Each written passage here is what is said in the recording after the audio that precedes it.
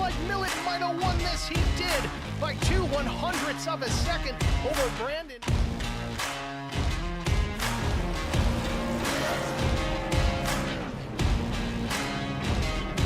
That S4 guy off turn 4 for the final time sees the checkered flag. It waves. It belongs to the 315.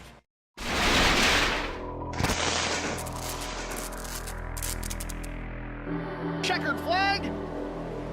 Contact and Brian Rose wins it. A photo finish at the line. Oh, we got a wreck. Will Hewitt's through the trial for the final time, and oh, they're wrecking. Big trouble. Vincent Short sneaks through, and I think Short.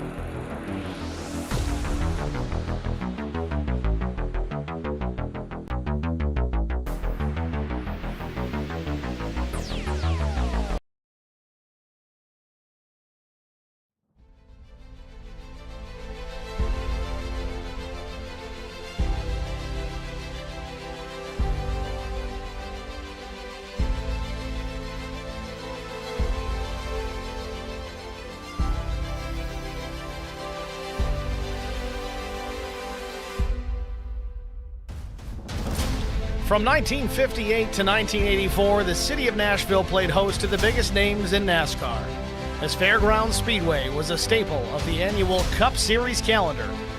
9 of Richard Petty's 200 career victories came in Nashville's 42 Cup races, while all-time track win record holder Darrell Waltrip scored 8 of his 67 career Fairgrounds victories at the Cup level. But the history of racing in Nashville actually dates back nearly a century. Some of the top drivers of the Indianapolis 500 in the 1910s would bring their cars down to the track for events held alongside the State Fair. Originally a dirt oval of just over 1 mile, the track was converted in 1957 to a half-mile paved oval and lengthened to its current .596-mile layout just over a decade later. In recent years, proving yourself at the fairgrounds has been a surefire way to get noticed in NASCAR, with names like Waltrip, Allison, Earnhardt, Elliott, and Marlin on the entry list. Taking a win at Nashville means you've got the skills to pay the bills. Tonight, it's the penultimate race of the Downrange Transport Premier Series, the Mr. Radiator 168, and it's next on HBR TV.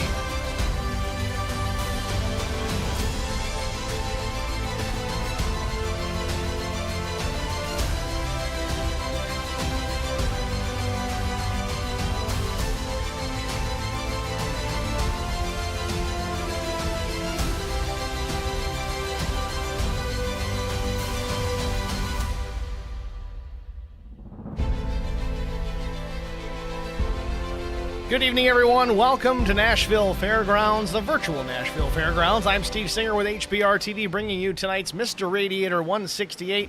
2 races to go here in the Downrange Transport Premier Series. Let's take a look at the race details for tonight. 70-degree ambient temperature, 47% humidity, partly cloudy skies, little breeze, 4 miles per hour. 168 laps the race distance tonight. Net track temperature just about 101 degrees. Not too terrible, but not too cold. It's kind of just right, as Goldilocks would say. Practice just wrapping up here at the Speedway. Still some time remaining, 7 minutes and some change to be exact. Your fast time so far, it's Sam Fontaine with an 18:73. Not a great year, but a good lap time around Nashville Fairgrounds. Justin Bondurant, second quick with an 18:79. And Diego Sainz, 84, Alfin an 89, and Alex Bryson a 97. Tight times once again, as we come to expect out of this series. Every week it's awfully close. With that said, though, let's take a look here at our point standings. Again, only 2 races remain. You see a big differential here between the 10th and 11th positions. The top 10 drivers still eligible for the championship here this season. Justin Bondurant tops that list, but only by a very narrow 1-point margin over Alex Bryson. Alex Cummings, 1 point back there as well. Cameron Ingram, 53.07. Diego Sainz in 5th, 53.06. So this thing is not said and done by any means. A lot of these guys still in this. I mean, really anybody here all the way back to P10. They've got an opportunity to win a championship here this season.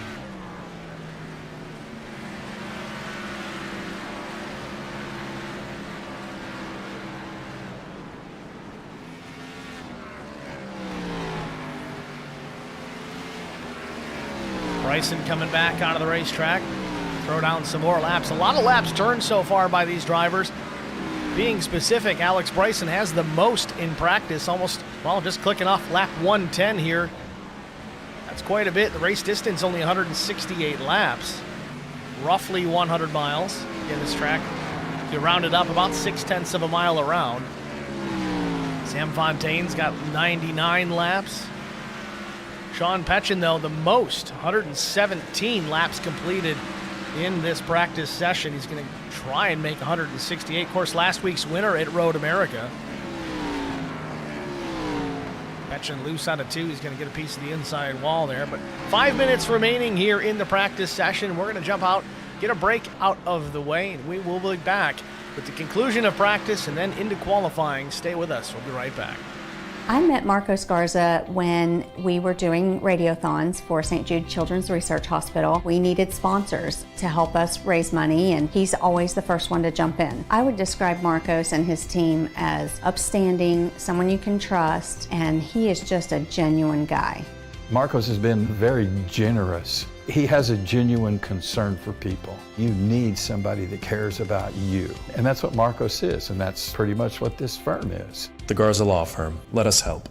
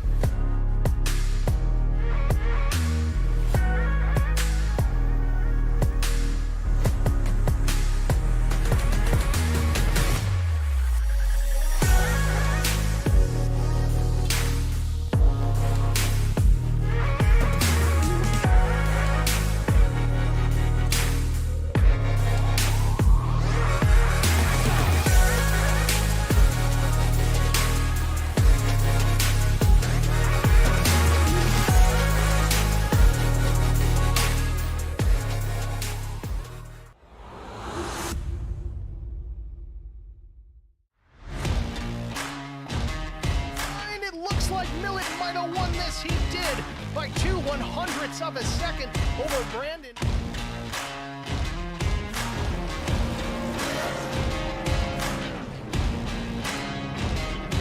That S4 guy off turn 4 for the final time sees the checkered flag. It waves. It belongs to the 315.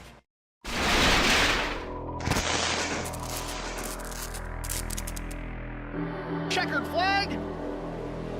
contact, and Brian Rose wins it. A photo finish at the line. Oh, we got a wreck. Will Hewitt's through the trial for the final time, and oh, they're wrecking. Big trouble. Vincent Short sneaks through, and I think Short...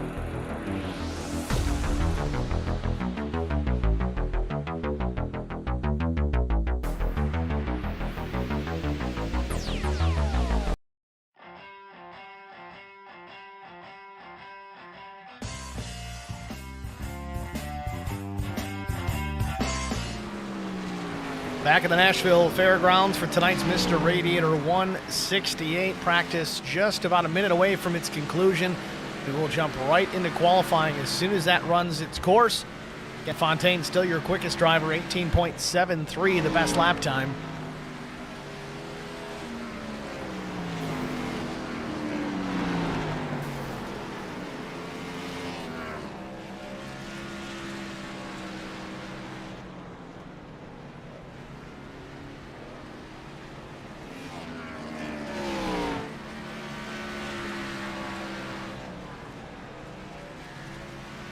Clock ticking down here, just 2 seconds, 1 second. Full black flag on the session. And practice is complete.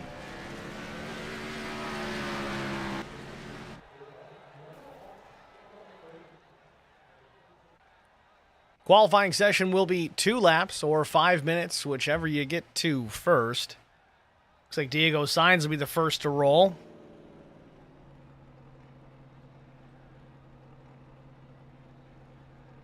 Diego out of Richmond, Texas. At least he's first to hit the pit lane. Looks like Jason Dalton is the first to actually turn a wheel here, so we'll follow Dalton on his qualifying laps.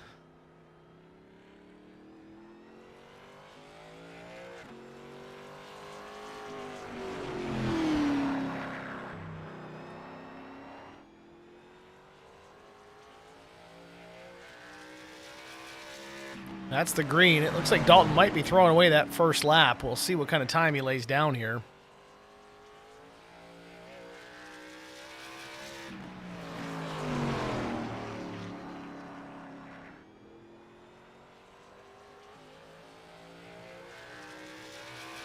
Meanwhile, Brandon Alphen completes his first lap, 18.97. Bryson goes a 95. Dalton a 19.07.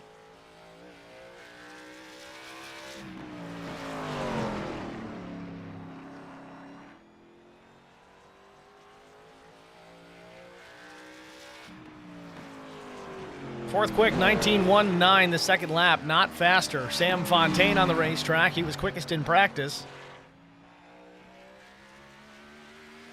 Oh, real loose out of 4. That's going to kill the lap. Trying to get all he could and got too much, more than he bargained for sure. He's going to go back. We're going to watch Lattiser here, number 23 machine.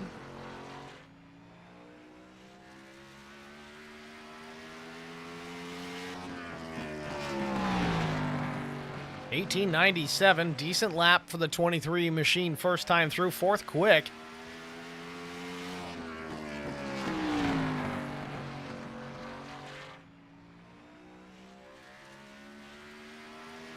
A little loose out of 4.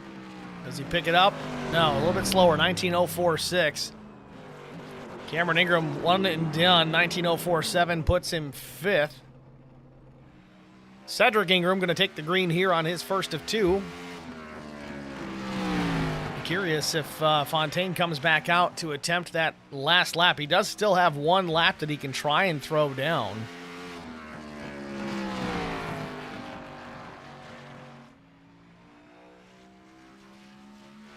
Ingram across the stripe. 7th quick, 19.35. Justin Bondurant still on the racetrack.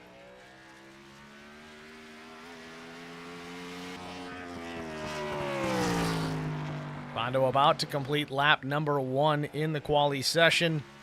Out of 4, looks good. 5th quick, 19.025, first lap invalidated.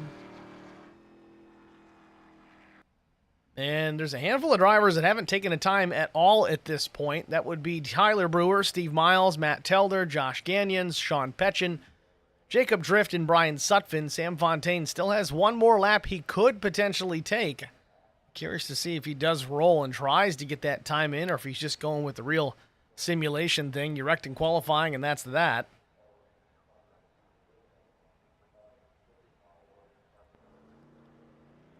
Matt Telder starting to roll here. We'll see what he can throw down for laps.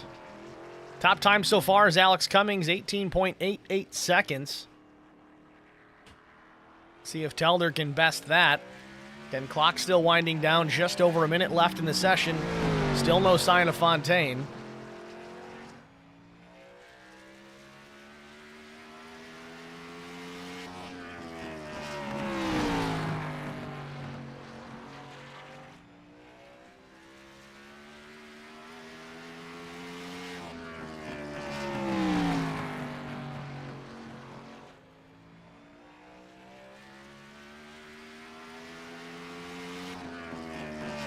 Telder runs a 19.007, fifth fastest first time by. We haven't seen many able to pick up on the second lap. We'll see if he can.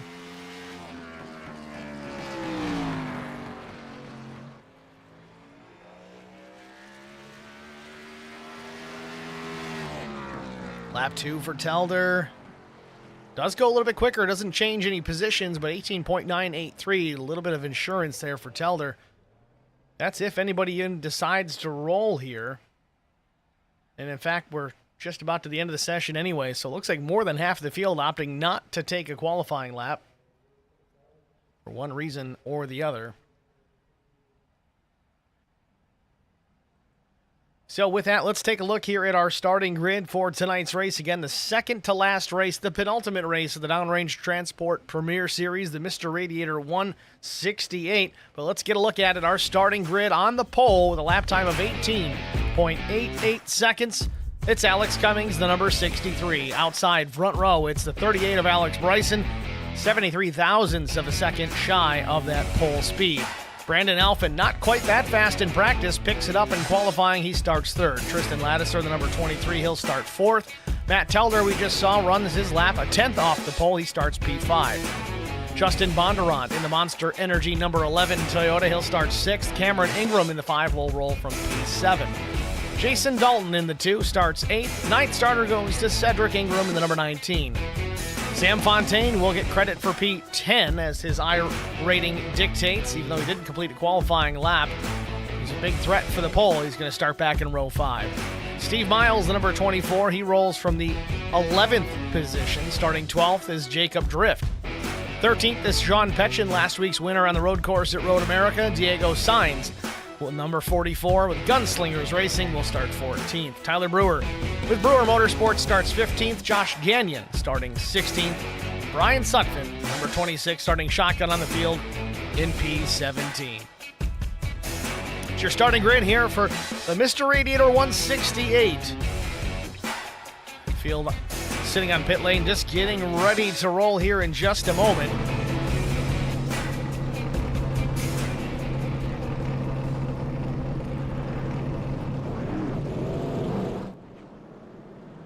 And there you have it. They're pulling out of pit lane right now behind the iRacing pace car. We should have 2 pace laps before we take the green flag here.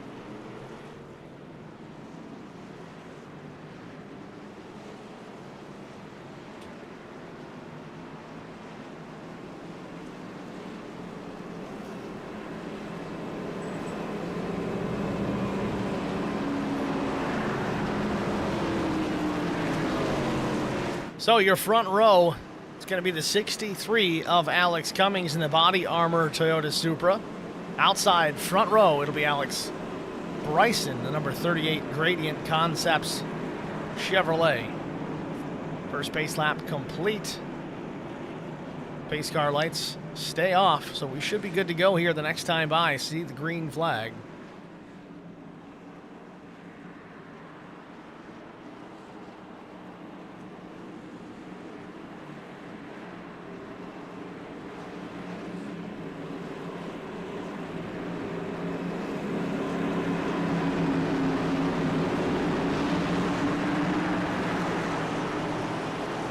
Field formed up nice. Pace car in pit lane.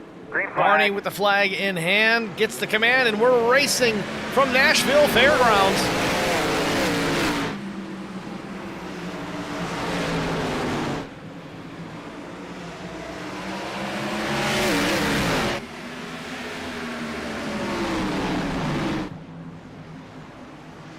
battle for the lead already, still side by side out of turn number 4. Alex Cummings is going to lead lap number 1. Second goes to Alex Bryson. Brandon Alphin's changed lanes. It's him and Matt Telder in that second row. Everybody clean around in the first couple of laps. Back into turns 3 and 4. You get around this place in a hurry. Again, 18 seconds typically. Bryson takes over the top spot at the stripe, though, lap 3.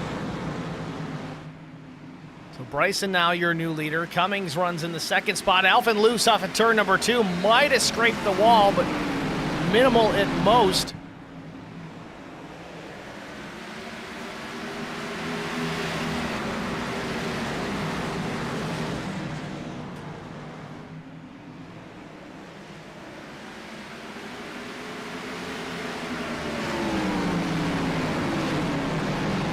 Derek Welch in the stream chat saying, what's up? What's going on, Derek? Thanks for checking in.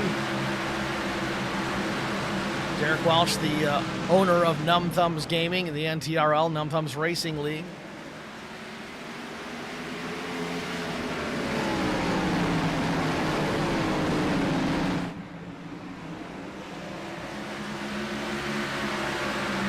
Cummings still running in the second spot. Telder charging through, though. He wants it, and he takes it away with ease down to turn 1 and 2. Exit to turn 2 now. The leader, Bryson, then Telder, Cummings, Alphin, Bondurant, your top 5.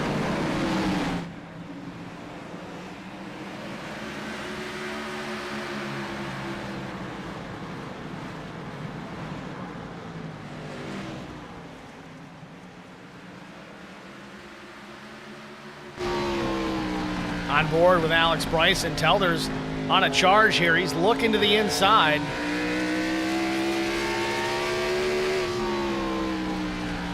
Last lap for Telder, about a 10th faster than race leader Alex Bryson. He continues to apply pressure to the 38 machine.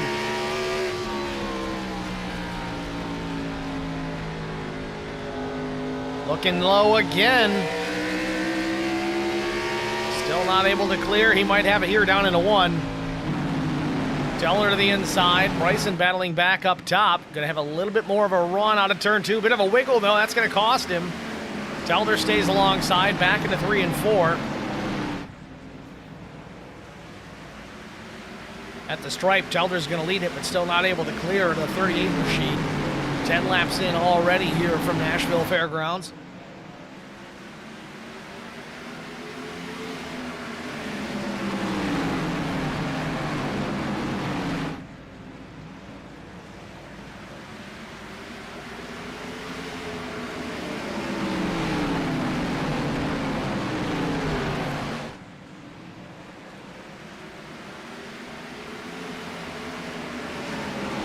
Telder finally gets clear, starts to put some distance on the 38. It's about 0.4 of a second as he works off of turn 4, puts lap 12 up on the board.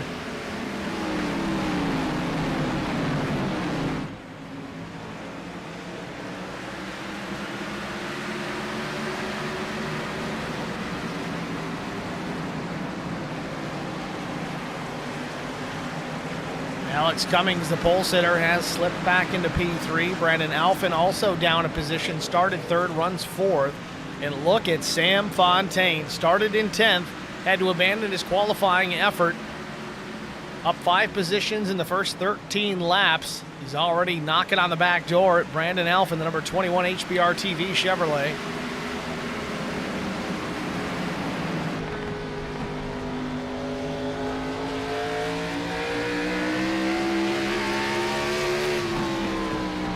Now Fontaine driving it way deeper than Alphin there, and it's going to cost him on exit, it looks like. But no, Alphin not really able to pull away out of turn 4. Again, Fontaine drives it in deep again, looking inside.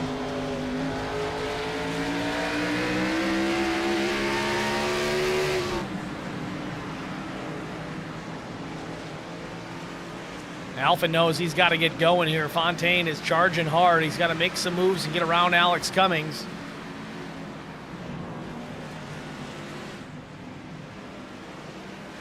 Oh, real loose on exit at 2 is Alphin. It's going to open the door to the top side for Sam Fontaine.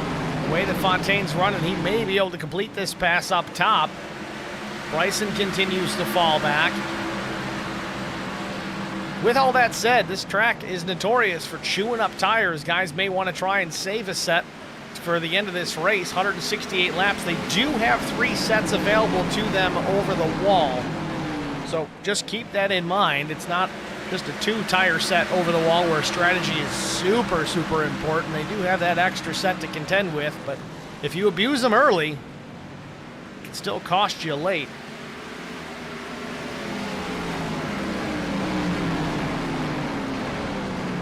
Fontaine gets around Alphen. Bondurant going to try and follow him by.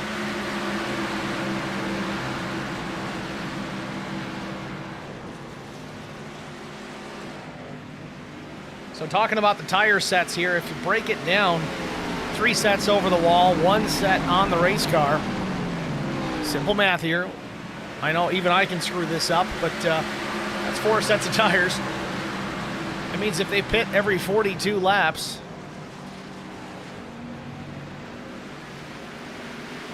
might even be less than that, really. I'm not good with tire strategy.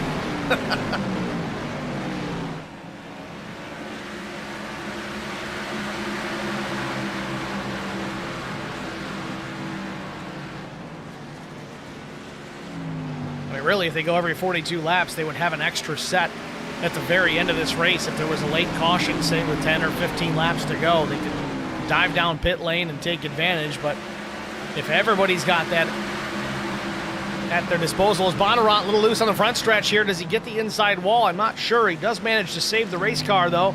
Tucks back in line, back in the 8th position. Don't see any damage on the number 11 machine, so he might have gotten away with that one, but it was awfully close. It was loose on exit of 4, had to use the front stretch to try and save it.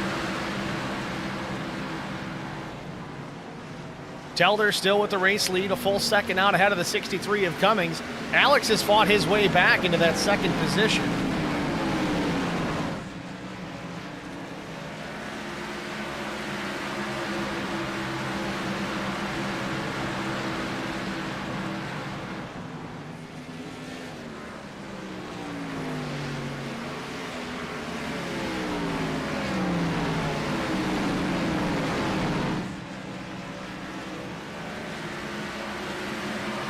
So 25 laps in, Matt Telder your leader, Alex Cummings, the pole sitter, runs in 2nd.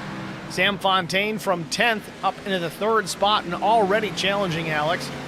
Brandon Alphen 4th, Alex Bryson 5th, Cameron Ingram 6th, Diego Sainz 7th. 8th is Justin Bondurant after a near miss on the front stretch. 9th, Tristan Lattiser, and Jason Dalton runs 10th.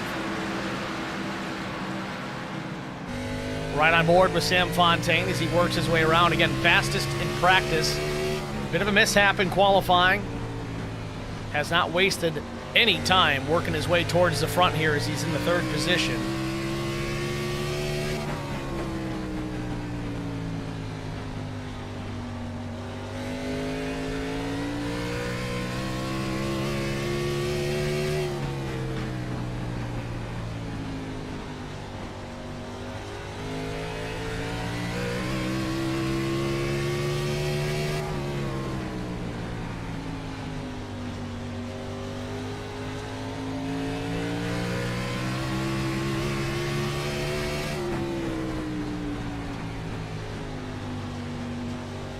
Slow car top of the racetrack. I think that might be Josh Gagnon.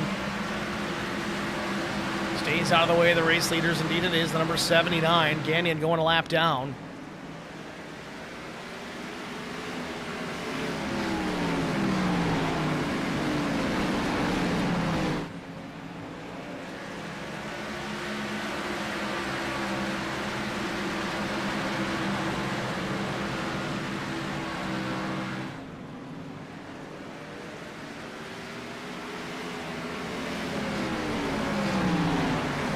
Talked about the number of tire sets over the wall, 3. Fuel load, though, that they're working with, 100%, so maximum capacity. Some leagues will cut that capacity down to really whatever level they want to based on the race length to try to force some strategy. They stick with a full fuel load. So this place, fuel not necessarily going to be the issue, as a short track tends to yield a little bit more to the cautions. But also tire wear, super important. You got to keep an eye on that. Still, with 3 sets over the wall, you got to be careful. It's It's not that they're going to blow up necessarily, but they do fall off. Again, we're only 32 laps in. Matt Telder, your race leader. His best lap of the day is same as Sam Fontaine's. It's 19.12 seconds. However, his last lap, a 19.81. This time by, does it change? It does. 19.88, where Sam Fontaine, fastest car on the racetrack, 19.80. But with that said, that means there's fall off. The more they run, the slower these cars go. I know it's not a lot, but you can certainly see it on the stopwatch. It all comes down to who abused their tires the most over the course of that run.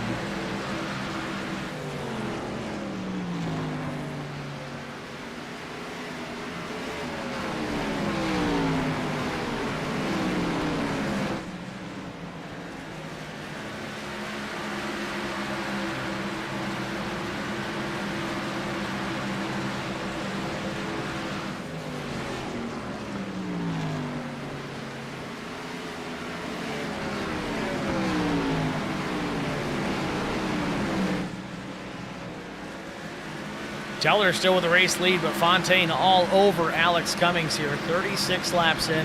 I think if Fontaine could get around, he'd be just fine to start to pull away and challenge Matt Telder. But I think Fontaine's playing the long game here. He was aggressive early to work his way up into that third position from 10th. No sense abusing the race car and the tires underneath it. Try to go as long as you can on that first run. Then hit pit lane, get your tires, maybe get a caution.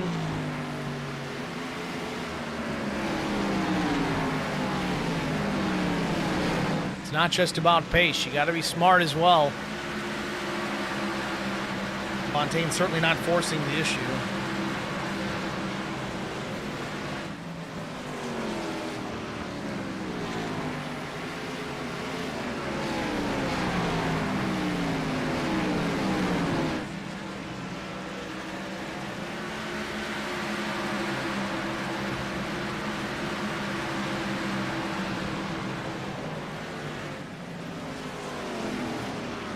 Smoke just up ahead, not sure what that's from, but no caution.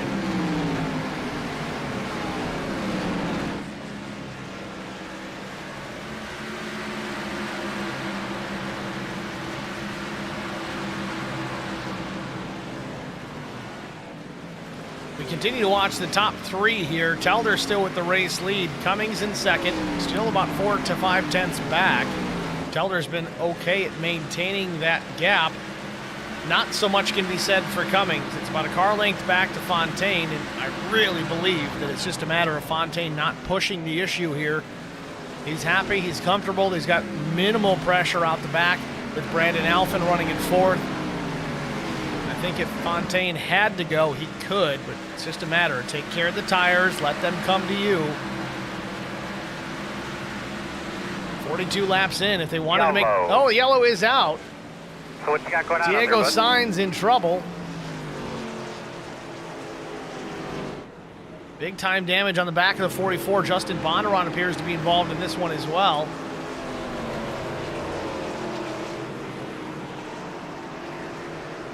Both drivers with rear end damage. We'll have to see what happened here.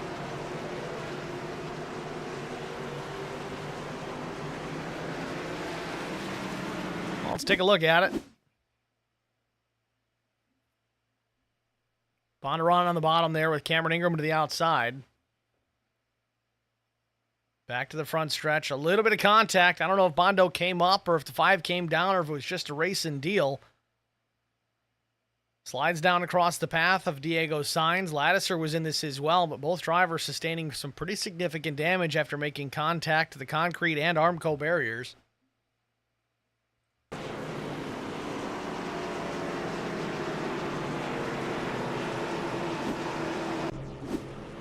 So, pit stop's underway. Telder down and away. Looks like he took tires. 14.5 seconds, a good stop, and he just beats Cummings on a pit lane. A couple of drivers stayed on the racetrack. Tyler Brewer and Jacob Drift. They may have made a pit stop earlier. I saw something indicated that, but it doesn't show an actual pit stop, so it appears that they just stay on the racetrack. So with that, we're going to take our first break. We'll be right back after this.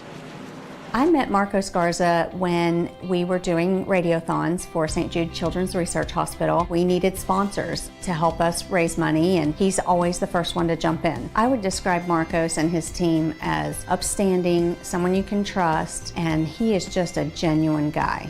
Marcos has been very generous. He has a genuine concern for people. You need somebody that cares about you. And that's what Marcos is, and that's pretty much what this firm is. The Garza Law Firm. Let us help.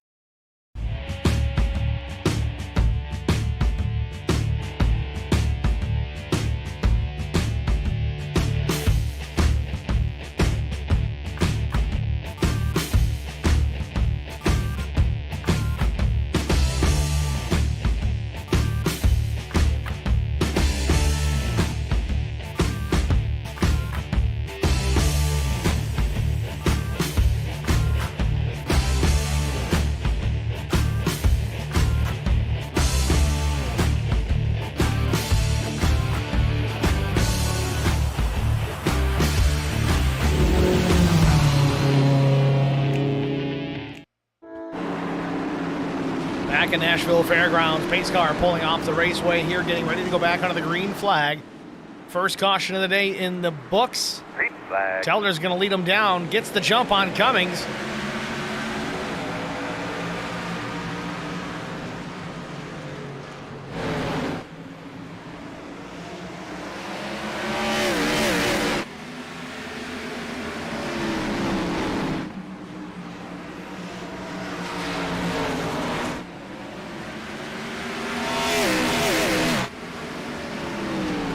Telder jumps right back to a familiar position, a half second ahead of the rest of the field, but the battle for second, hot and heavy. Brandon Alphin going around the outside of Alex Cummings. Both drivers on fresh tires, so there's no issue there. Cummings slides up the racetrack. A little bit of door banging between the 21 and the 63.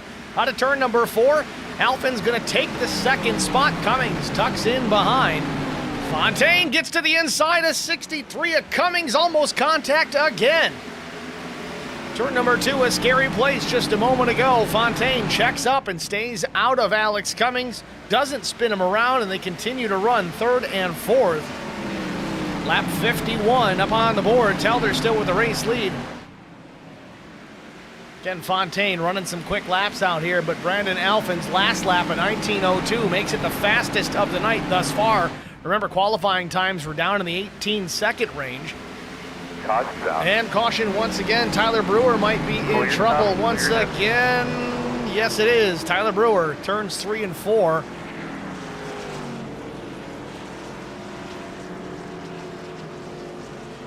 little bit of right front damage on the number 40 Pro Sim West Ford Mustang. Let's get a look at it and see what happened here.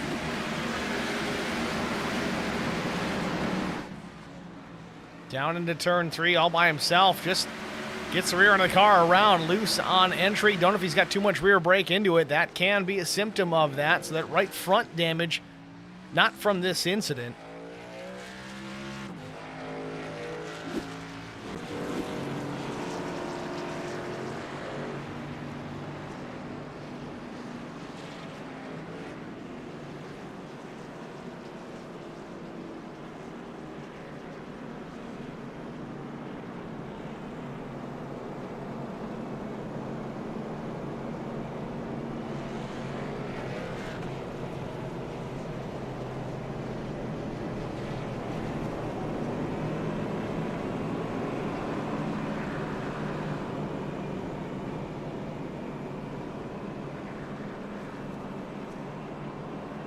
So Matt Telder having a strong run here. Started 5th. Didn't have the greatest qualifying effort. Still not too shabby starting in the top 5.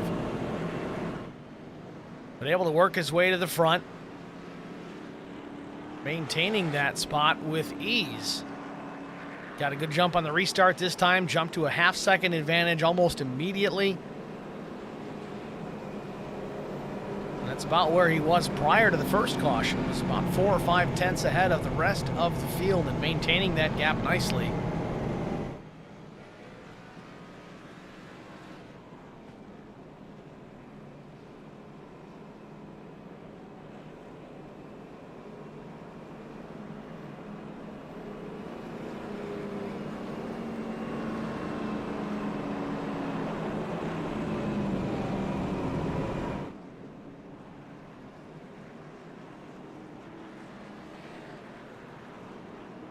Well, you know what they say, cautions breed cautions. I don't even think it's really a fair assessment in this case, because again, Brewer wasn't in any kind of traffic when he spun around and this caution came out, so I guess you can't really attribute it to the prior caution and bunching up the field. Though it is what it is, I think Brewer managed to stay on the lead lap, so that's a positive. Back in the 13th spot. Not a huge field here tonight. 17 cars, but on a short track, we'll make that work.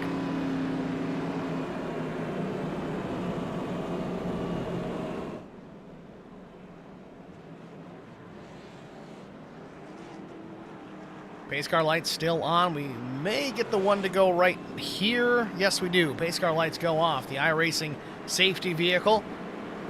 Lights are out. Makes it the one to go, so we should get the green flag the next time by. Restart going to have Telder to the inside, Brandon Alphin to his outside. Alex Cummings, Sam Fontaine in row 2. Fontaine into the outside. We'll see if he can do anything with the 63 here. Fontaine's got a ton of pace, but of course, the closer you get to the front of the field, the harder those positions become to take back. See if Fontaine can do anything on the restart here. See if Alphin can take the lead from Matt Telder. Green flag. Into the restart zone. Barney's waving the green. Back racing from Nashville. Telder gets the jump, but Alphin with a big run to the outside of turn number 2. Can he keep it out of the wall? He gets a piece of the wall. It's going to slow him up in front of the field. Everybody gets by. It's going to open the door for Cummings. He'll go back to P2. Fontaine's going to run there for the 3rd position, but Alphin not giving up. Behind him, it's Petchin and Bryson battling it out. Petchin had the spot for a moment, but 38 battling back on the outside. No, he's clear. Petchin tucks in between the 21 and the 38. Takes over the 5th position. Uh-oh, we lost somebody. Brandon Alphin losing big-time connection, just disappears on us. Hopefully he comes back into the picture here, but right now he's shown his P15. Could be out of this one. Could be a hard drop from his internet connection. Tough break, down the lap. And that is unfortunate. So to explain what happened, if any of you out there watching are new to all this, obviously we're in an iRacing computer simulation here. These are all people in their living rooms, their game rooms, their bedrooms, wherever they got their rig set up. If your internet connection isn't the best, if it's not perfect, and you have the risk of running it, dropping it out once in a while, sometimes that'll happen. Okay, iRacing has to take a signal from your rig, take it to their servers, and send it back to everybody else's systems. Make sure that that works out so everybody can see where everybody else is on the racetrack. Well, if there's a little hiccup there, somebody loses connection, maybe even a power outage, it could be that, who knows, as quickly as Brandon dropped out. You just disappear. You're gone. And unfortunately for Brandon Alphin, it looks like that's going to be the case because he is down. Well, it says he's back in P15, but a lap down. He's still not in the race, though. So unfortunately for Brandon, this one's going to be a lost cause for the number 21. Telder 3/10 ahead of Alex Cummings. Fontaine still running there in 3rd. I still have to believe that Fontaine's the fastest car on the racetrack at the moment. Cummings ran a 19:04 as his best lap, so he's the fastest of the day thus far that's still in the race. Remember, Alphin ran a 19:02.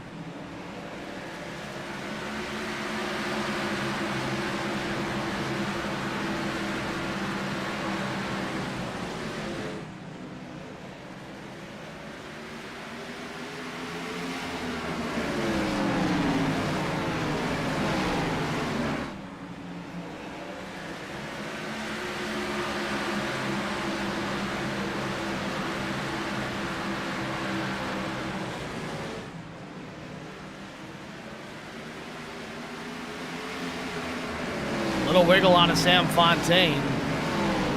Off turn number 2. Does not get a piece of the wall, but man, those top 3 drivers all together now. Lap 68 goes up on the board. Telder still in command of this race. Again, track position going to be key here tonight. Starting to see that it's difficult to pass as you get closer to the front when lap times are so tight. Telder and Cummings ran identical laps the last time by, and Fontaine was just a tick faster. But this time, the top 3 all ran a lap within 1/100th of a second of each other. 1950 for the leader, and then 49s for second and third. Ironically, fourth was a 1950 as well. Alex Bryson a 41, and then Cameron Ingram a 39. He's the fastest within the top 10.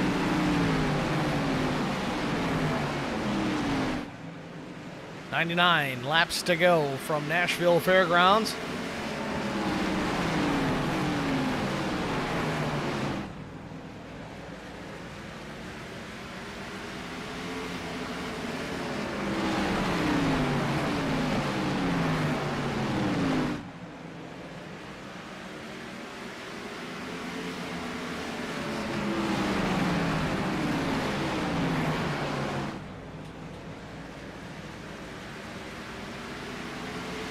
Field starting to get a little spread out. You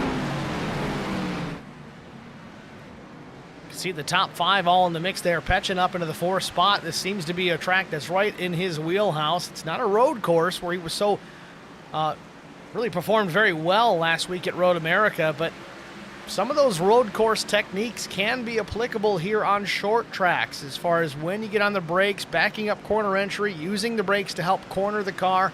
Those are all road racing techniques that you can use here on the short tracks. I found personally places like Martinsville, it can come in handy significantly if you're good on road courses. But here, Jason Dalton, Justin Bondurant possibly in trouble. Bondurant, his second incident here tonight.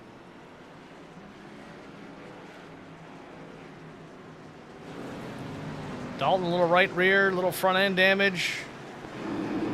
Shorten that car up pretty good. Let's take a look, see what happened. See Bondurant loose on exit, trying to save it. He does. So what's going to be the root cause? Oh, but getting into the corner. Tires got to be real hot. That might be his issue. He goes up the racetrack into the fence, and Dalton, thinking he's going to slide down the banking, just drives right into the right side of Bondurant. Really nowhere for him to go at that point.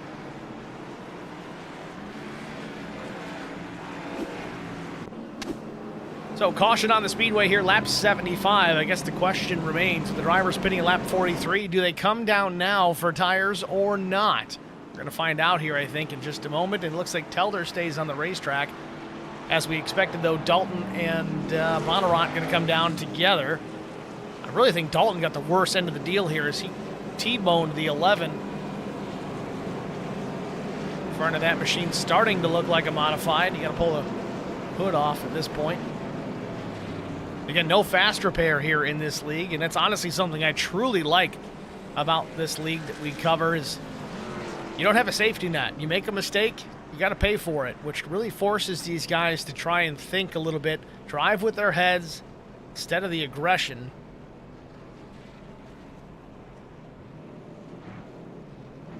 Bondurant down and away. Dalton leaves his pit stall as well. Got what he could fixed. I'm curious to see how well this two-car runs.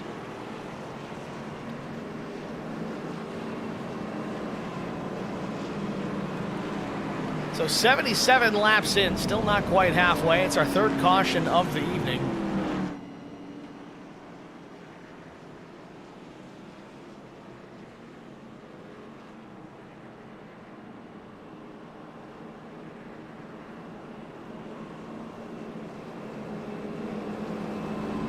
So we know for sure that our top six, they all have 2 sets of tires remaining over the wall. As we're getting close to halfway. I think lap 84, if my public education math is correct.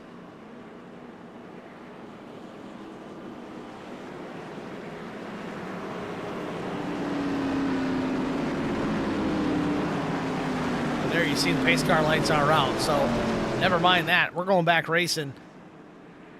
Again, pit stops last happening lap 43, which would be, frankly, roughly quarter distance. I mean, that's pretty close. Starting to see why they didn't take tires, but now you got to be careful of the dreaded wheel spin on the restart. Hopefully everybody can get this handled easily. No stack Green up. flag. Green flag in the air. Telder gets away. Another great jump for the one. Battle for second. Cummings on the bottom, and Petchin looking to the outside, unable to get it done. Now Fontaine trying to do the same here with the 69, goes to the bottom. Ken Fontaine been driving it in deep to the corners all afternoon long. It's working out for him as he takes the third spot from the number 69 of Sean Petchin. Now he's beating on the back door of Alex Cummings.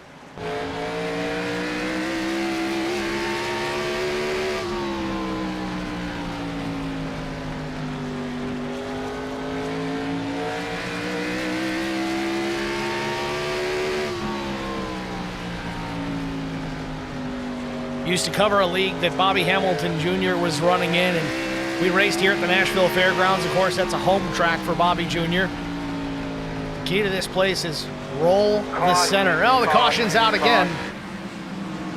Cedric Ingram, All on you, man. Jacob All on Drift, you. You make the Tyler call here. Brewer, all involved in this one.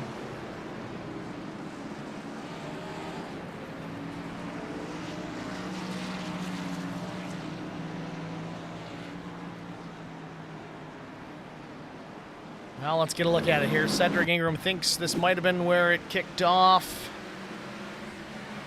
Into turn number 3. See Steve Miles in the oh, Jacob Drift just gets into the back of the 19. Ingram checks up sooner than Jacob had anticipated. Looks like Brewer just slides it around trying to avoid. Does not make any contact, but there you have it. Under caution now, I think, for the 4th time tonight. Some drivers opting to pit. Bondurant being one of them, trying to get some repairs made. Cedric Ingram, of course, same situation. Dalton with some damage. Jacob Drift with some damage. Sean Petchin, don't think he had any damage. Looks like he stopped and took tires. He's actually, this could work out for him. We're not quite halfway, but it's only slightly early for these tires. This could be a really good strategy move here.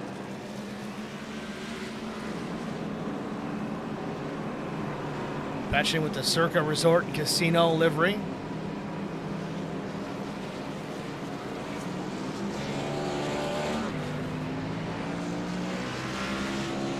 So again, our 4th caution of the night. We're going to take another break here. We'll be back after this.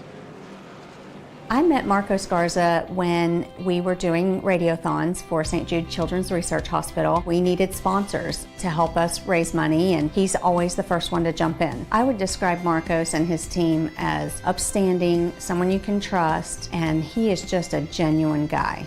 Marcos has been very generous. He has a genuine concern for people. You need somebody that cares about you. And that's what Marcos is, and that's pretty much what this firm is. The Garza Law Firm. Let us help.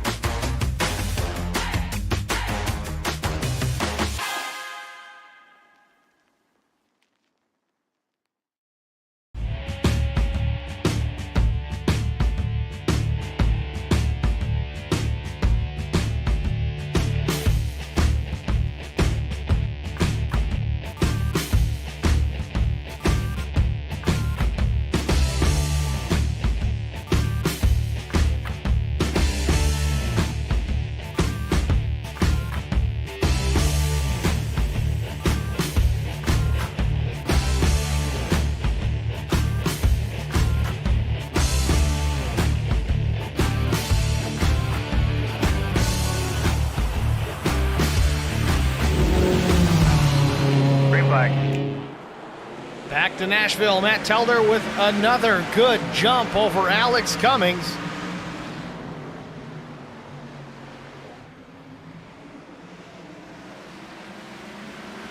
Clean air is king, even on the short track. Matt Telder out to a half-second advantage as they work 3 and 4. Cummings in the second spot. Fontaine seems to be just content with P3. I don't know if he's just waiting to drop the hammer or what's going on. He's got a lot of pace out there, but a lot of patience too. He's sitting there behind Alex Cummings, but the 5 of Cameron Ingram looks awful aggressive in the rearview mirror of the 77.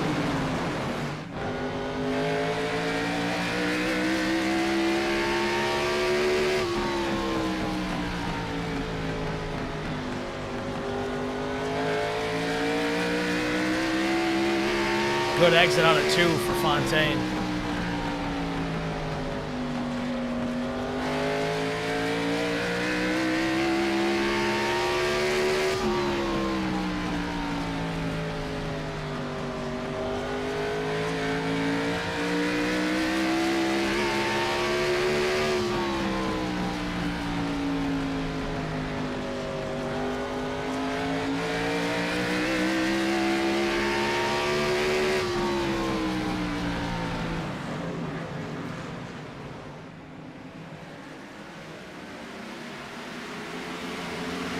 Alex Bryson back into the 6th position. Remember, he started outside front row.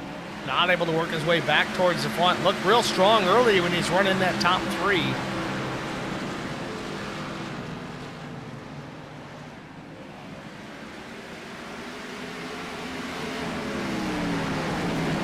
Gotta say, impressed with Tyler Brewer right now. Again, he was involved in a crash early on. Was almost involved in another where he had to drop the brakes down and spin her sideways to avoid contact, yet he remains inside the top 10 on the lead lap.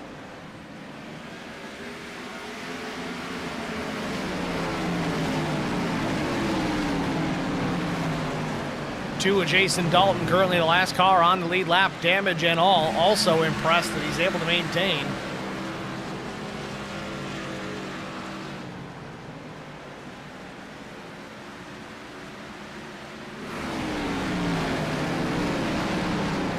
Back out front, Cummings starting to chip into the lead, but Cummings has to worry about Sam Fontaine. He's got to look to the inside. This will be for the 2nd position. Still not clear. Tried to slide, job it up the racetrack in turn 2.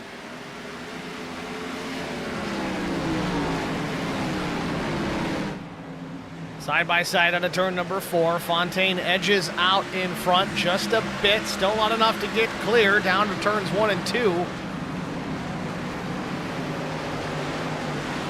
Now he's clear. Fontaine up into P2. Fontaine, even through that battle, ran the identical lap time as the race leader, Matt Telder, and you see he's already put distance, a car length now 2 on Alex Cummings, and really closes the gap between himself and Matt Telder. Telder's in trouble. He's got company, and it's the 77 of Sam Fontaine.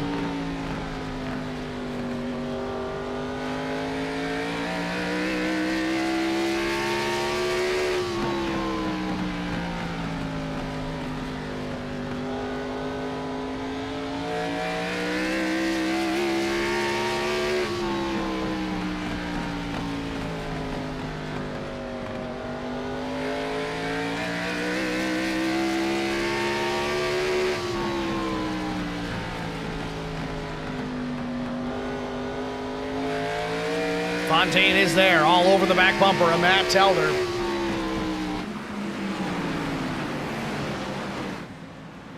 Back to the stripe, lap 100 goes on the board. I'm pretty sure Telder has locked up most laps led already. But the question is, will he lead the final laps? 69 to go. Fontaine is there, challenging for the race lead.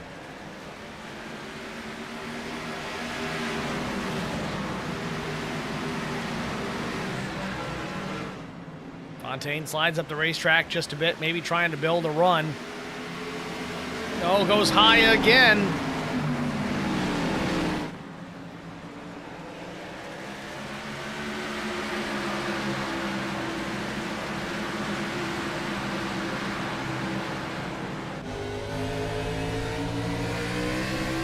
Fontaine gets a run out of 2, sneaks to the outside, into turn number 3, alongside Matt Telder in 3 and 4. Telder battles back down low, tries to come up, doesn't have the room.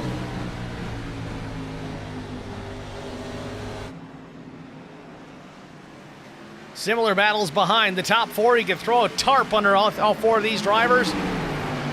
Telder slides up the racetrack again, trying to take the run away from Fontaine. Fontaine at the stripe. He's going to lead that lap. Lap 104 goes up. Fontaine's still working the high side. Telder's trying to slide up as well to keep up his momentum at the same time. Not quite enough. Petchin there sneaking his nose to the right rear of the one. Telder's got to look at the front, look out the back, try and protect the position he's got and what he could lose after the fact. Fontaine back into turn number one. Does he got him clear? He does now. Let's see if he maintains this out of turn number two. Fontaine, yes, he does. To the point. 105 laps in. Finally back up front. Again, he was fastest in practice, had a problem in qualifying, crashed the car on his first lap out of turn four, but now he leads here at the Nashville Fairgrounds.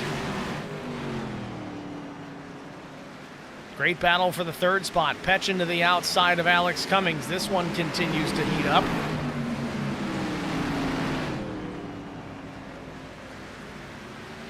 Big wiggle for Fontaine out of four. Keeps it going straight.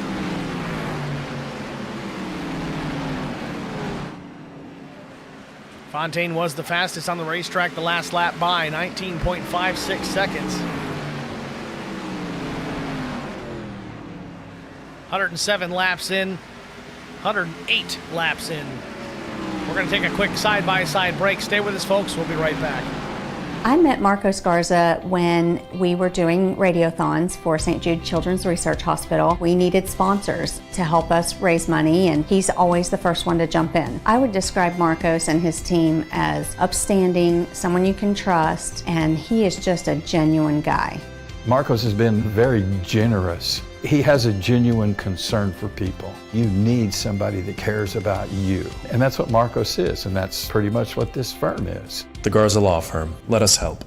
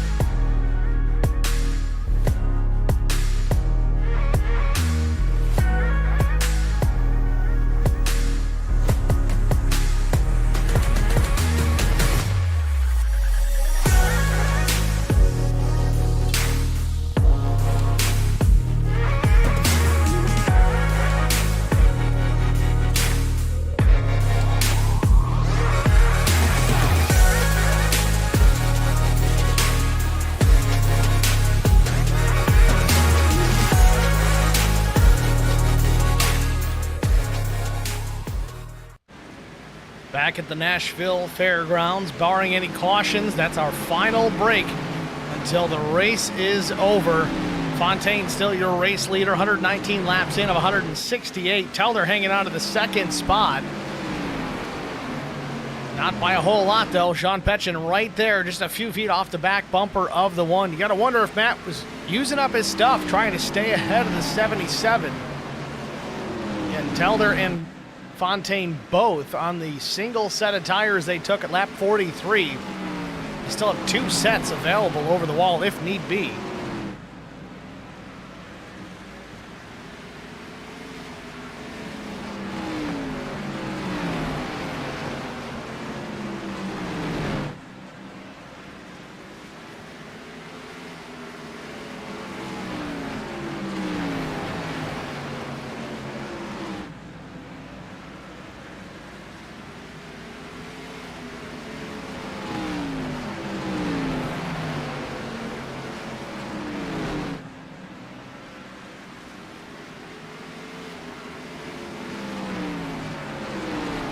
Fontaine out to a 1.1 second advantage over the one of Telder.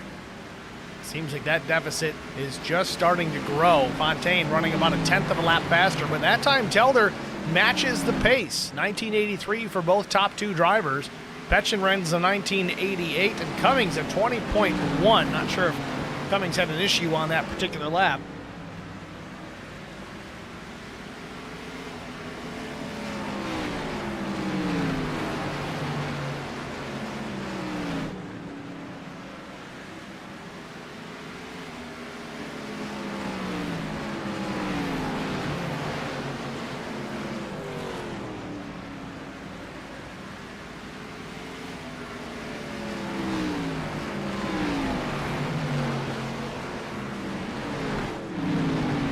Alex Bryson, unfortunately, has slipped back into the 7th position. Diego Sainz just recently taking P6 away. Damage and all. Again, tires may have something to do with it. He's made a few pit stops here this evening, possibly for just damage repair, though his last stop, 7.5 seconds in the box, so certainly not a 4-tire change, likely just fuel and repairs.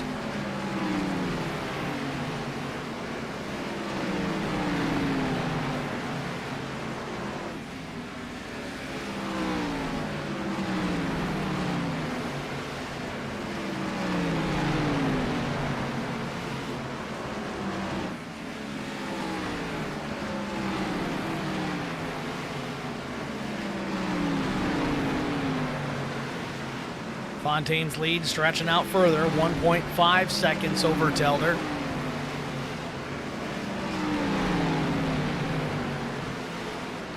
Checking on Justin Bondurant here. Still some damage on that vehicle. Haven't gotten all those repairs made, but he's hanging tough in the 9th position.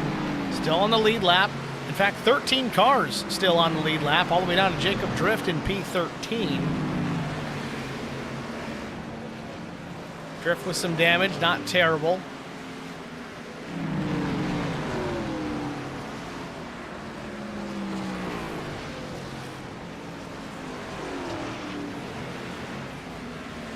Battle with Cameron Ingram and Diego Sainz heating up. Alex Bryson there waiting for a mistake as well. This all for the 5th position. Cameron Ingram has it for the time being. Diego Sainz applying pressure. 38.5 laps to go.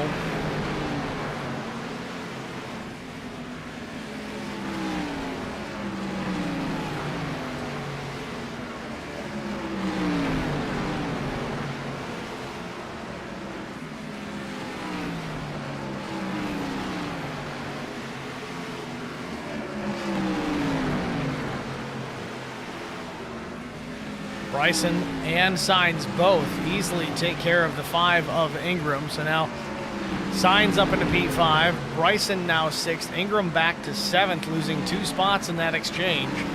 Lattiser now applying pressure. He may take a spot as well. Fontaine's lead stabilized to about 1.5 seconds. That might just be a plan on his part. Again, running on old tires. Fontaine and Telder both pitting at lap 43, but Petchin came down pit road. He took tires at lap 82. Ironically enough, he's running well, about the same lap time as the race leader. Fontaine in 19:11, Petchin in 19:12.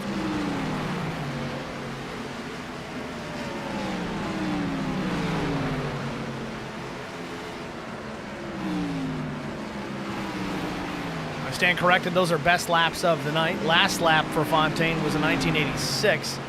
Telder in 93, Petchin in 95. Either way, it's very similar comparisons.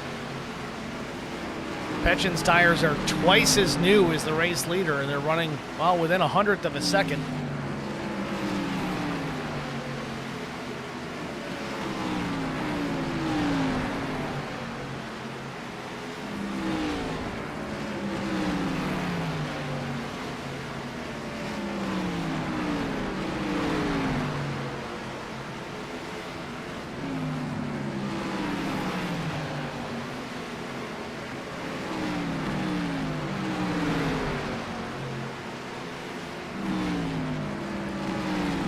Laddister still not able to take the spot from Ingram, but it's shaping up. He's right there.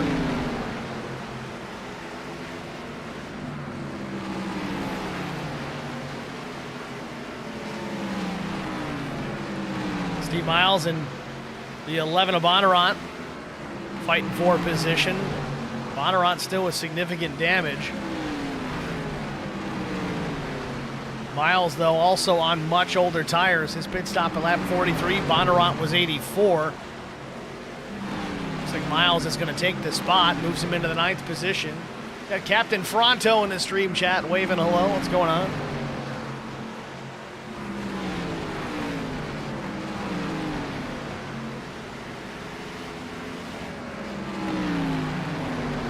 And now the deficit's starting to grow here at the front of the field. Fontaine, he's got it to a 1.96, almost 2 seconds, the advantage to Matt Telder. Coming to 28 laps to go. Last lap for Fontaine, 1989. Telder at 20.06, Petchin at 20.03, Cummings at 20.04. Real consistent here at the front of the field, but without a doubt, Fontaine is the quicker car.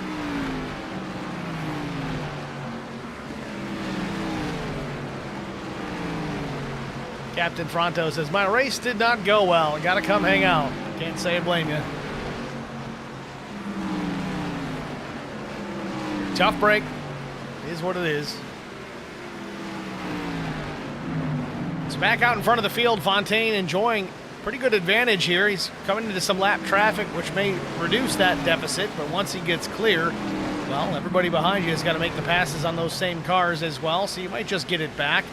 Advantage actually goes a little bit faster here. 2 seconds plus for Fontaine over the one of Matt Telder.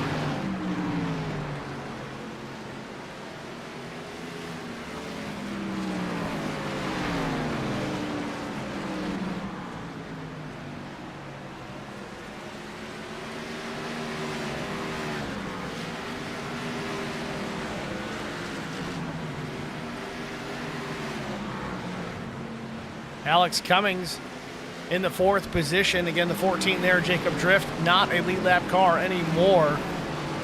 Tyler Brewer, the only car, well, the last car in the lead lap, but not for long. Fontaine's going to chew this up quickly here down to turns 1 and 2. Brewer actually gives him the space to get on by without an issue. So now it's Cedric Ingram, the first car, 1 lap down as he approaches start finish.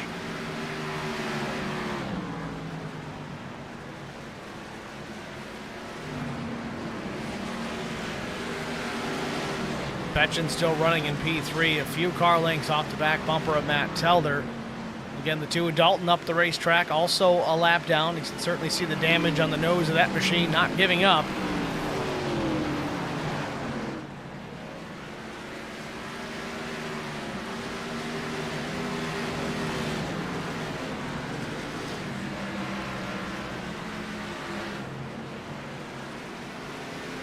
Alex Cummings running in the 4th position. Now he disposes of the 2.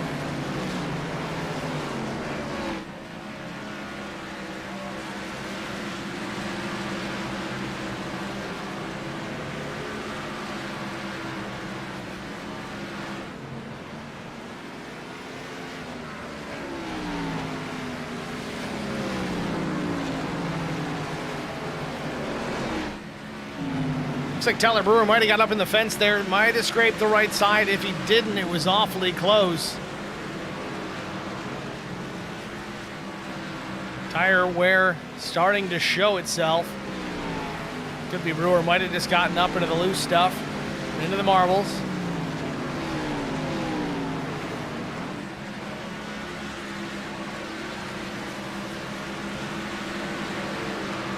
Diego Sainz still running in P5. Again, good run for him. He's up 9 positions. Not the greatest run so far. Sean Petchin up 10 spots in 3rd position. Would be our hard charger of the night if he can maintain that and keep Diego Sainz where he's at.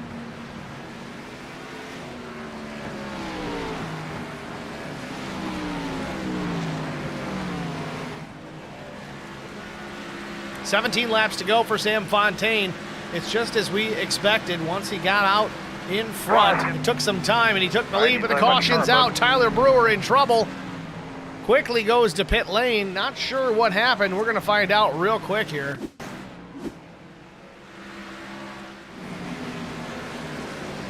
Oh, looks to the inside, tries to stay off the back bumper of Jacob Drift, and it's a long slide, catches the tire of the entrance to pit lane, and just leaves back to the pit lane, decides to tow, trying to avoid the caution is what I would assume.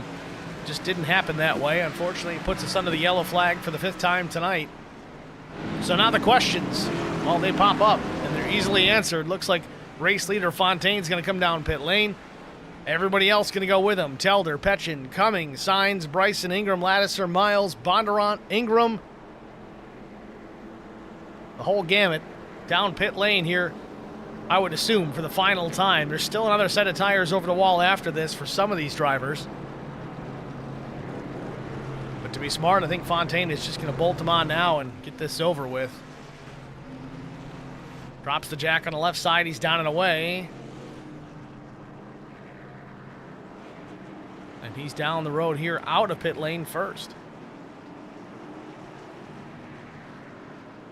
So I said that was our last break, unless we got a caution. Well, here's our caution. It'll be a short one, folks. Stay with us. We'll be right back.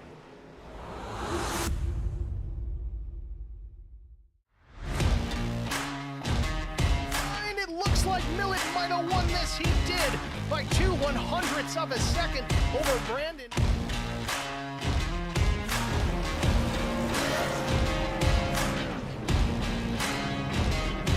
That S4 guy off turn 4 for the final time sees the checkered flag. It waves. It belongs to the 315. I met Marco Scarza when we were doing radiothons for St. Jude Children's Research Hospital. We needed sponsors to help us raise money, and he's always the first one to jump in. I would describe Marcos and his team as upstanding, someone you can trust, and he is just a genuine guy. Marcos has been very generous. He has a genuine concern for people. You need somebody that cares about you. And that's what Marcos is, and that's pretty much what this firm is. The Garza Law Firm. Let us help.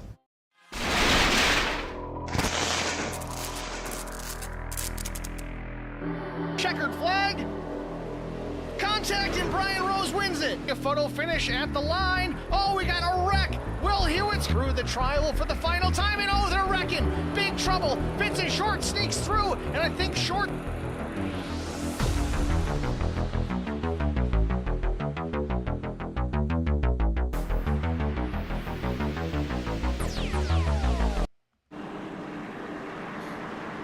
Back at the Nashville Fairgrounds, final round of pit stops in the books. Pace car lights go out. We're on lap 156. The restart will come in lap 57. It should give us about 11 lap shootout to the finish. Telder's going to restart to the outside of Sam Fontaine. Again, both drivers taking tires. Everybody, I think, all the way back into the top 10 on fresh rubber. But let's see how this thing shakes out.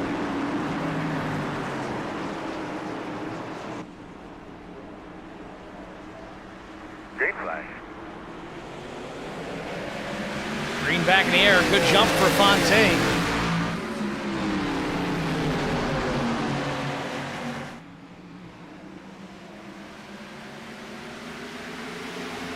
Now is where we're going to watch for some really fast laps out of the 77. 11 to go.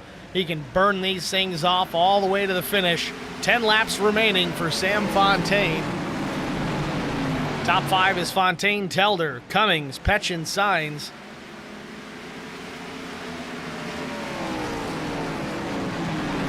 There will be a caution. And the caution's out once again. Justin Bondurant in trouble another time. It's been a tough go of it here tonight for the 11.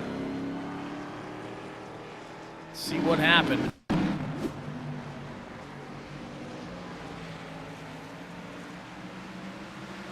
Had the run on exit, got loose.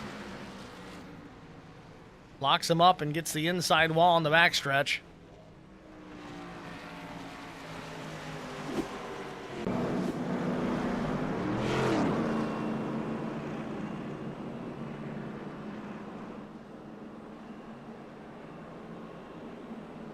Well, we're going to have to do this another time. Fontaine with the race lead still. Telder going to restart to the outside. I would not expect to see any pit stops after that restart. It's only been about a lap or so.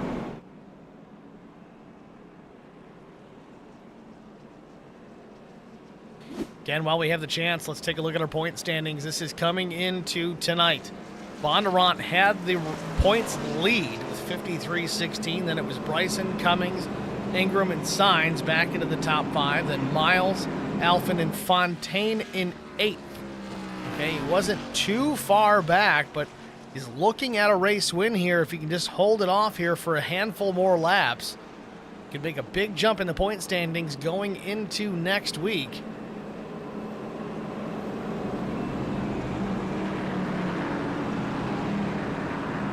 The series does go to Homestead Miami Speedway next week, a completely different style racetrack, one that I believe kind of favors Justin Bondurant.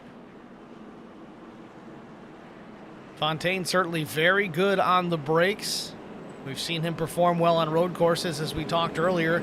A good road racer, tends to be a decent short track driver as well.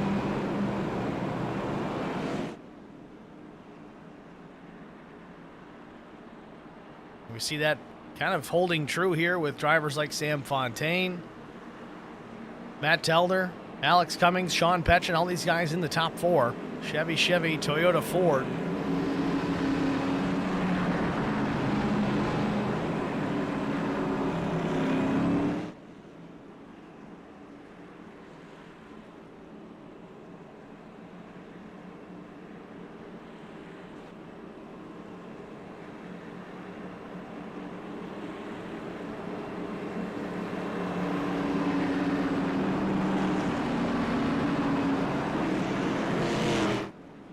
So while we have the chance here, our top 12, let's go through it. Sam Fontaine, Matt Telder, Alex Cummings, Sean Petchen, Diego Sainz, Alex Bryson, Cameron Ingram, Tristan Lattiser, Steve Miles, Cedric Ingram, Jacob Drift, and Justin Bondurant. Those are all your lead lap drivers.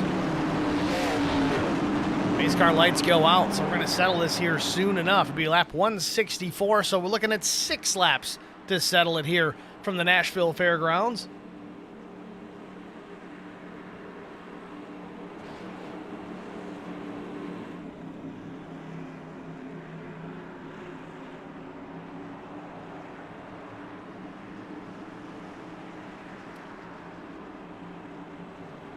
Ready, green flag. Not even 4 laps. I told you my public education was great. Green flag in the air. Sam Fontaine gets another good jump. Only a couple of tenths over Telder, though. Telder drives up in the middle 1 and 2. Big battle here for the 3rd spot. Petchen and Cummings going at it. Cummings has the bottom, seemingly the preferred lane, and the caution is out again for none other than Justin Bondurant. Really having a tough night tonight.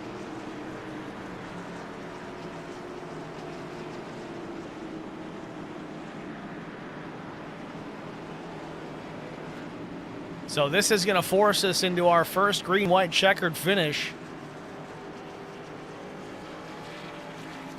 We'll give it 2 chances. Let's take a look and see what happened here to the 11 once again on the restart. And very similar to what has happened previously. Unless I got the wrong replay. That could be too. Yeah, wrong replay. Jacob Drift driving it in deep, just gets to the left rear of Bonnarant. Sends him around. Puts us under caution once again.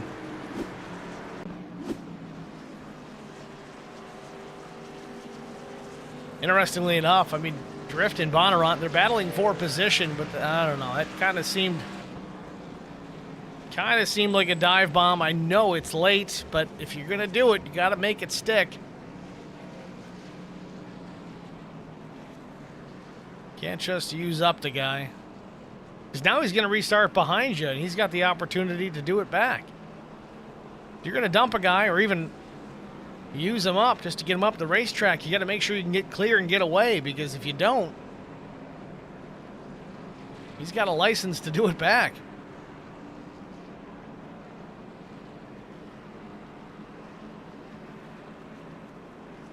So we're going to start lap 168, so this officially sends us into NASCAR overtime.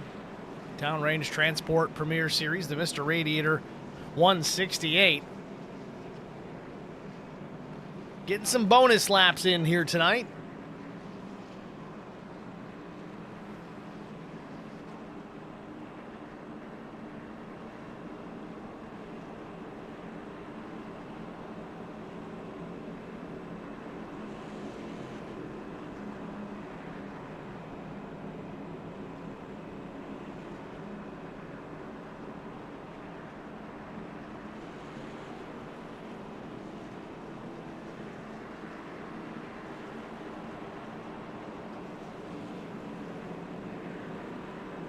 So, pace car lights are out. Again, we are on our first attempt at a green-white checkered finish.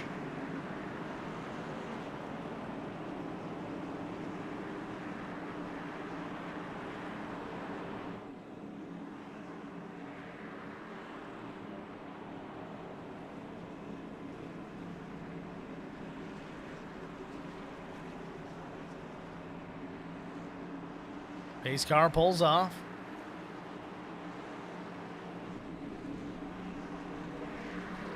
Green. Green flag in the air.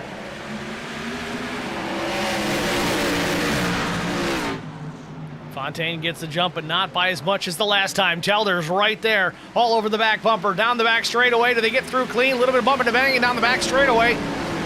Fontaine puts a little bit of distance on Telder, coming to the white flag. Last lap from Nashville Fairgrounds. Fontaine started in the 10th position, had to work his way all the way through the field. Wasn't until after lap 100 that he saw the race lead. He took it over and never looked back. Sam Fontaine into turns 3 and 4 for the final time. Checkered flag in the air, and he's going to win the Mr. Radiator 168. Telder finishes second. Alex Cummings, P3. Sean Petchin was fourth, and Alex Bryson bringing it home in the 5th position.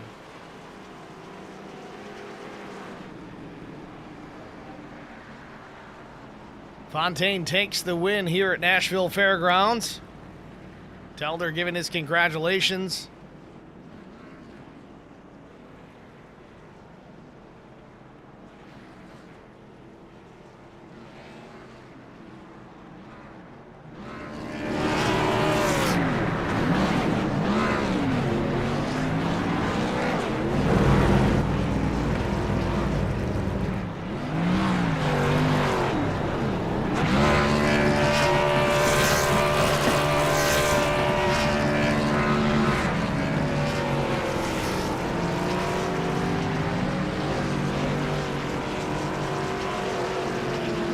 Well-deserved win. Blew it in qualifying.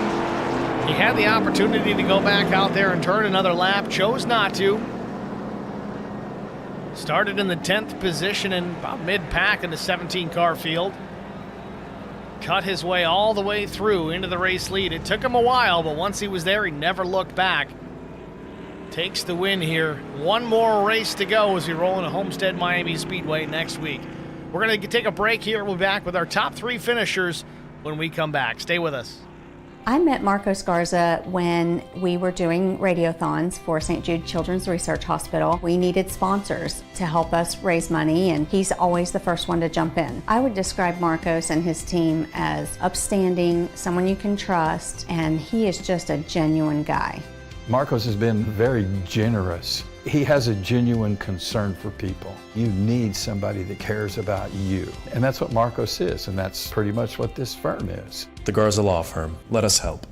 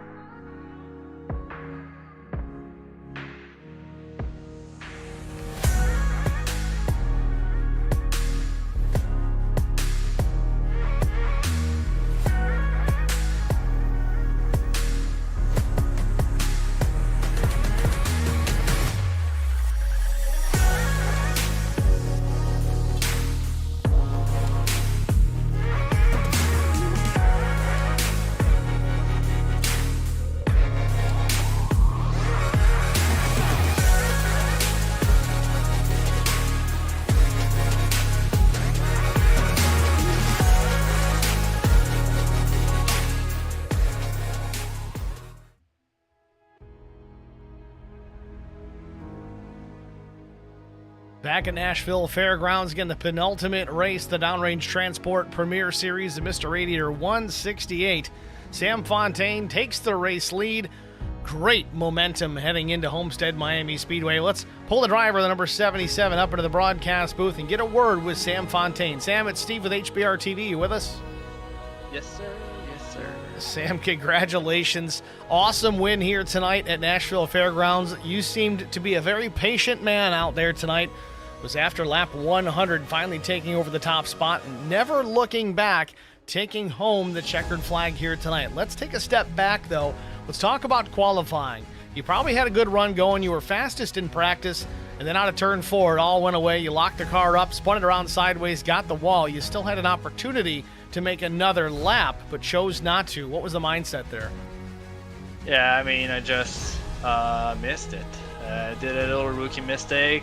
I thought I was confident with the rear grip, and it just went away on the exit of the corner. I really thought I had that pole, and yeah, I messed that one, and across the start finish, so couldn't reset and do the last lap, so that's why I didn't finish.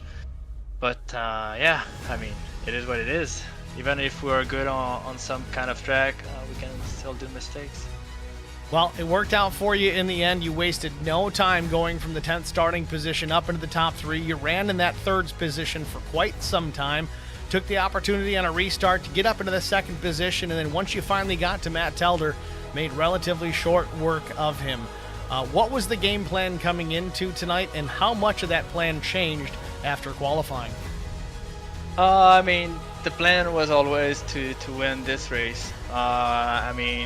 Short track guy, that's pretty much my jam, so I really like to be up front and aim for a win. And fortunately that's what we did, but we had to work really hard with those guys, like in the top 5, like they were really hard to get around, and Cummings didn't let it easy, chopping the nose a couple of times, but that was fair game. Everyone raced clean, and Matt, I never look back. I think I actually did look back a lot, like when I was in front of him. I just wanted to manage that lead, and when we had like those late restart, I still felt that Matt could be back with the fresh tires and everything. So I mean, he was putting a lot of pressure, and we just delivered quite enough to finish the race up front. But the mindset was always to win, to come in here, and thankfully we managed it. Well, KJD2, we raced to win for sure. You did that here tonight, carrying a lot of momentum into next week at Homestead Miami Speedway. The points leader tonight coming into tonight was Justin Bondurant. He had a very difficult evening, involved in a handful of wrecks. But rolling into Homestead next week, that's right in his wheelhouse. So what do you think your chances are next week to lock up maybe another win and possibly a championship at Homestead? We're going to have to look at the points for tonight, but I mean, I got a win in the trucks previously here at Homestead, so hopefully we can replicate that in the Xfinity. That's going to be a different beast for sure. Hopefully multi-groove track, so we're going to see. The goal is just to have fun and hope to get a really good result. Well, we certainly look forward to it, Sam. Congratulations on the race win here at Nashville Fairgrounds. Who do you want to shout out to before we let you go? Yeah. Every guy in the league who put the league together, Sean, Tyler, doing a great job, and you for the broadcast, and of course tonight's sponsor, Mr. Radiator from Joey Ladusser, who sponsored the race. So thanks to him also to help the league with the whole thing, and yeah, that's it. All right, Sam. Well, thanks for talking to us, man. Good luck next week. Thank you, mate. Sam Fontaine, your race winner here at Nashville Fairgrounds. Next, we're going to grab Matt Telder, pull him up into the broadcast booth. Certainly think that he may have led the most laps here tonight. Wasn't able to take the top spot, but a second place finish to wrap it up. Matt Telder at Steve at HBR TV. You got us? Yeah, I got you, bud. Matt, congratulations, man. Runner-up finish at Nashville Fairgrounds. I know it's not the finish that you wanted. You were really strong out there early on tonight. You didn't waste any time getting to the front. Certainly had us excited, as Mr. Excitement would tend to do. Walk us through your race. Was there anything else that you could have done to reel in Sam Fontaine and maybe challenge for this race win? Honestly, no. He's better than me at this track. Me and Sam are real good buddies outside of this league. We're iRacing teammates outside of here. I have turned more laps with that guy than probably anybody else in this league. Whether it be short track, any league racing, stuff like that, we tend to follow each other around a lot. And I know where he's better than me, and he knows where I'm better than him. And lap 70, 80 or whatever, I was telling Alex over chat or whatever that if Fontaine gets around you, I'm done for, because I'm not going to be able to outrun him. I'll hold him up for a little bit, but I'm not going to be able to outrun him. And he can. I was better on entry, I was better on exit, but he does, he can just rotate the center better, and ultimately that is, the difference in that. He just gets to carry a little bit more speed through the center, which gaps me a little bit, and I just can't run him down the straightaways here, so not really much I could do. So I'll tell you what, though, if he ever quits this is the 10th or 11th time I finished second to him. So if he ever quits, I'm going to win a bunch of races here, but for now, we'll take the P2. Good points night. There you go. Good points day. Again, one more race to go here. Still a solid finish at Nashville Fairgrounds. Homestead Miami Speedway coming up next. Certainly a different racetrack. How do you feel about your chances there next week? I'm not a big track guy. I'm aiming top 10, maybe, if I'm lucky. I'm not a big track guy. Never have been, probably never will be. Dirt and short tracks are my bread and butter, so I mean, you never know what's going to happen. Maybe I'll learn something between now and next Wednesday night. That'll help. But, yeah, not too high hopes for it. Top 10, maybe a top 5 if I'm lucky. So that's what we're aiming for. That'd be a solid night in our book. Well, you certainly showed off your talents here tonight at Nashville Fairgrounds. Impressive run. I'm pretty sure you locked up most laps led. We'll have to double-check to verify that. But a great run. Congratulations, man. Who do you want to shout out to before we let you go? I just want to thank you for the broadcast. As always, excellent product. I watch most of them back afterwards. Enjoy the commentary, stuff like that. I want to thank Peachin and Brewer for taking over this league this year and last year and putting this on for us. It's a great place to all come together every Wednesday night. I'd like to thank Downrange Transport for coming on board as a title sponsor. I'm really good friends with the owner of that, and we all greatly appreciate what he did for us here. Thank my teammates at Lap 1 Legends, Bondo, who didn't have such a good night, and Alex for doing everything he could to hold Fontaine up for me. Just want to say hi to my mom, too. She's watching at home, so. Well, sounds good, Matt. Thanks for chatting with us. Congratulations on a great run here tonight, and good luck next week. Thank you, sir. Matt Telder, your runner-up here at Nashville Fairgrounds. Last but not least, and he's not even last, he finishes P3. It's the 63 of Alex Cummings. Put forth a strong effort to hold off Sam Fontaine in the later stages of this race. Alex Cummings, it's Steve with HPR TV. You got us? Yeah, I got you. Alex, congratulations, man. A solid finish. You started, I think it was outside front row, I believe. Or maybe it was pole. I think it was pole. Yeah, it was pole. I think that was my first pole for this season. So a solid lap in qualifying. Congratulations at that. And you spent most of the evening well within the top 5. Lots of battles to speak of. We heard Matt Telder talk about you trying to hold off Sam Fontaine to try and at least give Telder some breathing room. You did a great job at that, but overall a solid night. What was the strategy coming into this short track racing here at the Nashville Fairgrounds? Well, to be honest, looking into this week, I was mainly trying not to get involved in any wrecks and just try to finish ahead of as many of the playoff guys as I could. And then that all changed, I guess, whenever I got the pole. I was not expecting that at all, so decided then I'll just try to push as hard as I could and keep it up front as close as I can, and trying to hold off Fontaine. Just Matt and him have a little rivalry with the short tracks. I know they're always the ones in the first and second, so trying to help him out as much as he can, just being a fellow teammate. And overall, it was a fun race. Well, you had certainly a great run here tonight. You look stout out there. Next week, South Beach, Homestead Miami Speedway. Obviously a very different style racetrack, high speed, a little bit of banking. Everybody wants to run the top out there. Do you have a strategy in place already for next week? No, I haven't ran any practice laps yet, so just plan doing that this week leading up to it and get as much practice, and hopefully I'll be up there on the wall, and hopefully that'll be the fast groove and we can get it done. Well, we'll certainly be watching for you again, Alex. Congratulations on a top 3 finish here at the Nashville Fairgrounds. Who do you want to thank before we let you go? I just thank everybody on Lap 1 Legends for just being in the Discord channel, just talking through strategies and stuff during the race and working together. Thank Fontaine also for just the clean racing. I wouldn't do that with anybody, but I know he's a good clean racer, so I had no doubt that we could put on a good show there. And just thank you for the broadcast and everybody that puts the league on. Well, Alex, thanks for talking to us, man. We certainly wish you the best of luck next week at Homestead, man. Good luck. Thank you. We'll see you then. Alex Cummings, your 3rd place finisher here at the Nashville Fairgrounds. That's going to wrap it up for our interview portion of the broadcast. Let's take a look at our race results. Of course, we talked to Sam Fontaine, Matt Telder, and Alex Cummings. Sean Peachin finishes in the 4th spot. Alex Bryson was 5th. Cameron Ingram finishes in the 6th spot. Steve Miles was 7th. 8th place finisher was Jacob Drift. 9th went to Justin Bondurant. A tough night for him. Still brings it home with the top 10. Diego Sainz was 10th. Cedric Ingram 11th. Tristan Lattiser 12th. Tyler Brewer brings it home in the 13th spot. Jason Dalton was 14th. Josh Gagnon 15th. Brandon Alphin, tough night for him. Had a fast car early, but looks like he lost connection very early. Finishes 16th, 114 laps down. Brian Sutphin out of this one also right off the bat finishes in P17, 172 laps down. That's going to do it for us here from Nashville Fairgrounds. Make sure you guys tune in next week at Homestead Miami Speedway. Also, if you're still in here watching, if you haven't already done so, please give us a like on the stream, share the broadcast, follow, subscribe, all the good stuff. Also, check us out on hbrtv1.com. If you don't already know the YouTube page, it's youtube.com/@HBRTV and the number 1. Again, like, follow, share, subscribe.